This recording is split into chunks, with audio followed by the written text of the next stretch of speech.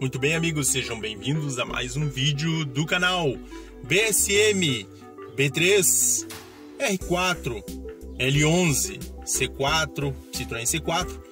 A do exemplo aqui, a placa de circuito de potência, que é a placa de potência, onde estão soldados os relés de potência que fazem a alimentação dos dispositivos do veículo. Eu tenho aqui na minha mão um relé de uso geral, relé de placa, soldado sobre placa, e o teste que nós vamos executar para identificar a resistência da bobina interna do relé e as passagens, né, linha 3087 da passagem do relé. Esse é um relé de alarme, não é utilizado na BSM, mas é semelhante ao da BSM e algumas particularidades dos relés da BSM. Ampliando a placa, nós temos a visualização das ilhas, das soldas da placa, da placa de potência da BSM. Essa é uma L11, né? Essa é uma L11, tá? Mas não faz diferença. O que nós vamos fazer aqui são os testes para identificar o bobinamento do relé, que é do caso desse aqui, nós temos 2 pinos de entrada e 2 pinos de saída, certo? 2 pinos de entrada e 2 de saída.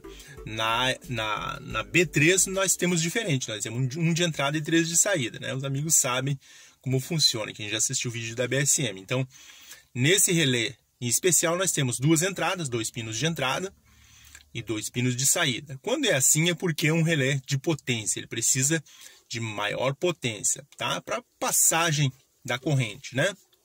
Cada um com sua particularidade, sua função. Então, nesse caso específico, ele alimenta o pino P5 do conector da central da BSM. O P1 já foi feito um reparo anterior, onde deu um aquecimento por conta da saída de algum consumidor do sistema de injeção. Foi feito o reparo, já foi feito o teste nessa BSM.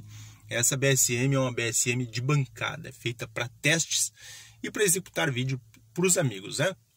Então, esse relé, ele faz a alimentação desses 2 pinos, um de entrada e outro de saída. Muito bem, mas a pergunta de um amigo que reside em Portugal seria: como fazer o teste do relé? Eu posso executar o teste do relé na placa ou fora da placa? Tanto faz, com algumas diferenças nas medidas. A passagem 3087 e os 2 pinos laterais, um embaixo e em cima ali, que você identifica como 8586, que é do bobinamento interno do relé. Aqui nós temos outro, do mesmo modelo. Notem que ele tem também as mesmas características, 6 pinos, 2 de entrada, 2 de saída e 2 do bobinamento. E esse que é semelhante ao nosso outro relé ali, né? Do exemplo. Temos outros soldados sob a placa que alimentam outros dispositivos. Mas o teste será feito em torno deste aqui, este relé, que é semelhante ao do exemplo, esse relé que já está fora da placa. Só para a gente concluir um teste e fazer uma comparação, um comparativo entre um e outro e suas funções, resistência, potência, características de cada relé. Aqui é o relé da bomba, outros relés de outros dispositivos. Você vai conseguir observar que durante o teste há uma variação de leitura na resistência, na indutância do bobinamento do relé, que vai ser o do teste, vai ser esse aqui, que nós vamos fazer agora com quem? Com o nosso amigo multímetro, né, para saber se realmente os relés estão bons. E aquele erro comum que é cometido durante um teste, que a gente acha que tem defeito o relé, mas que na verdade a função dele é uma função específica, por isso a leitura pode apresentar diferente no display do multímetro. Display do multímetro na escala de resistência, no caso do meu 200 ohms até 200 ohms, e nós vamos medir o bobinamento do relé. Nesse caso do relé do exemplo, apresentou 193 ohms, com uma variação, uma pequena variação. E no relé que estava fora, esse relé de alarme, de placa de alarme, quanto tem? Vamos ver agora. As ponteiras conectadas, uma variação por causa do contato com a mão, né, dos dedos, também tem uma variação, mas é mínima. Deu 137, aproximadamente 140. As características vêm anotadas em cima do relé. O modelo, a bobina, qual a tensão que funciona a bobina do relé, a faixa de trabalho, né, que ele funciona, 10 amperes, 15 amperes, 40, dependendo do seu relé, e 14 volts, que é com o carro em funcionamento, plena carga, né? 14 volts. É uma tolerância, mas ele resiste um pouco mais em funcionamento. Mas essa é a faixa de operação do relé, que está descrito ali no encapsulamento, né, da caixinha do relé. Então o teste que a gente fez deu uma diferença grande até entre um e outro, mas aí depende da função de cada um, a função específica. Eu estabeleci um positivo na entrada B+, da caixa BSM, mas não quer dizer que tenha que ter na entrada do relé o positivo, tá? Não quer dizer que tem que ter, porque às vezes passa por um fusível antes, e essa caixa está sem nenhum fusível. A resistência do relé da bomba, 43 ohms, um pouco baixa. Será que está um pouco baixa? Será que é isso mesmo? Pessoal, funciona assim. Quanto maior a resistência, menor força ele tem de imantar. Quanto menor a resistência, maior força ele tem de imantar. Então, por ser um relé de bomba, essa é a explicação. Não é que ele esteja errado ou com a leitura errada. Viram a leitura do outro ali? É porque ele precisa de maior potência de imantar. Como se você pressionasse algo. Fizesse mais pressão para que aquele contato fechasse com maior pressão, deixar passar maior corrente, que é o caso desse nosso amigo aqui. Aqui uma leitura específica dele fica em torno de 60. Nesse caso aqui está apontando, né? Apontou ali anteriormente 40 ohms, agora deu 78. Mas realmente, quanto menor a resistência, maior imantação do relé, né? Então deixa fluir a corrente com maior facilidade. As chapas de dentro do relé provavelmente são mais espessas para resistir maior corrente de passagem, então a resistência do bobinamento tem que ser menor. Como um motor de arranque, se você for medir um motor de arranque, você vai ver que a resistência é quase zero por conta do campo magnético que tem que ser formado ali para imantar de verdade. Que não é o caso desse daqui, né? Nós temos a alimentação positiva estabelecida em B+, e agora a gente vai fazer o teste de continuidade ali, de passagem, de ativamento do relé. Nós vimos que tem dois pinos do bobinamento, 8586, mas nesse caso do relé é diferente a entrada ou saída ali. A alimentação da placa mãe, que é o que comanda o relé, que eu mostrei para os amigos, e a placa que está como base o positivo.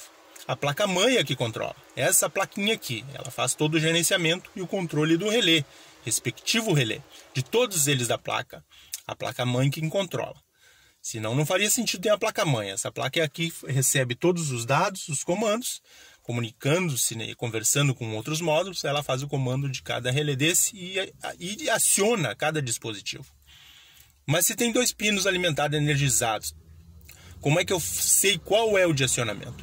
Com o multímetro na escala de resistência ou continuidade, eu consigo ver qual é a menor resistência entre eles. Então, se um tiver resistência, um dos positivos tiver uma resistência maior, eu achar o pino, que nem eu estou fazendo aqui, tá? Eu vou coloco uma ponteira no relé e a outra nos pinos, daqui que saem da placa-mãe, eu consigo identificar qual deles deu a menor resistência. E aí eu consigo identificar qual é o pino que comanda aquele determinado relé. Nesse caso, eu vou passando de um em um, mudando a ponteira na pinagem do relé, da bobina do relé, e passando de um em um.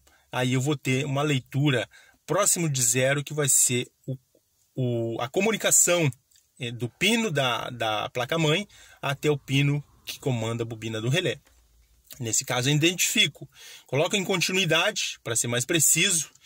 Se o seu multímetro tiver o bip, o sinal sonoro, vai ser mais fácil de você identificar isso. Então, eu identifiquei o pino 6 da placa-mãe, que faz o comando do relé. Tá? Ele praticamente zerou. Mas será que é esse mesmo?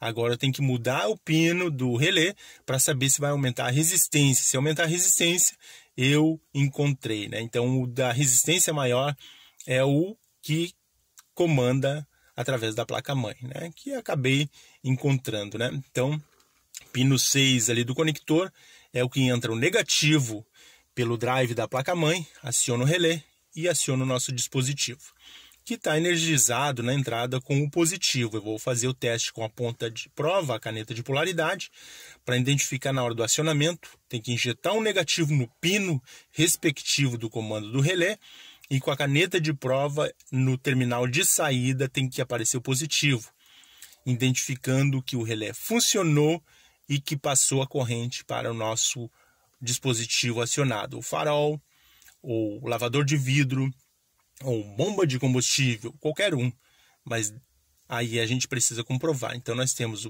os positivos, né, que é um de retorno e o outro de acionamento, e nós temos o de base, aliás, né, melhor falando, de base e o de acionamento, a entrada positiva e a saída, que é esse dali, né, que seria o 87 que sai para o nosso dispositivo acionado.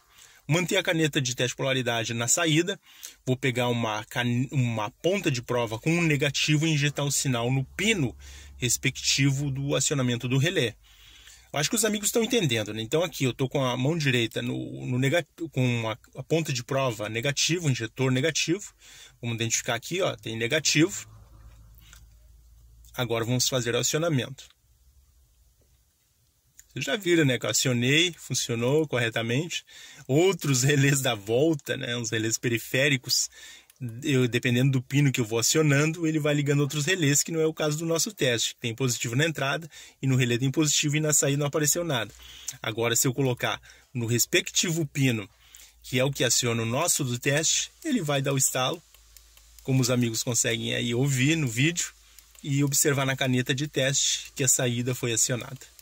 Esse é o teste que você vai poder fazer na sua bancada. Muito simples, muito fácil. Não precisa tirar da placa, desde que o teste seja feito e comprovado o funcionamento. Se não for problema na placa-mãe, o carro tem que funcionar ou a função específica tem que funcionar. Certo, meus amigos? Mais detalhes em outros vídeos, né? Se você gostou desse vídeo, deixe seu joinha. Se você não é inscrito no canal, inscreva-se no canal. Agradeço a todos terem ficado até aqui. Um grande abraço e até o próximo vídeo.